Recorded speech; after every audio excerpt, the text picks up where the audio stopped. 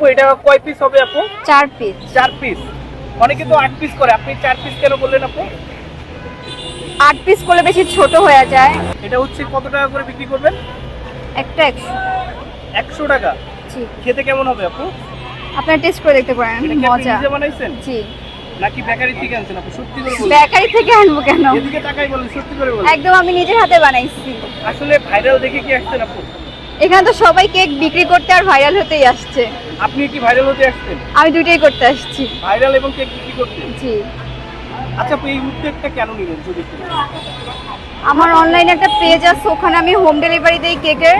তো আমি ভাবলাম যে এখানেও একটু সবাইকে টেস্ট করে দেখি কম প্রাইসে। আমি যেটা বাসায় সেল করি ওটা কাস্টমাইজ ওয়াইজ কেকের প্রাইস রাখা হয়, আর এখানে হচ্ছে অনেক সীমিত লাভে আমরা দিয়ে থাকি। আচ্ছা আপুর পেজের নামটা একটু বলে দেন। সাবুস ফুড আইটেম। আপনি কি হোম ডেলিভারি জি, দিবেন? সব কাস্টমাইজ কেক আমি বানাই, হোম ডেলিভারি দিই ঢাকার মধ্যে।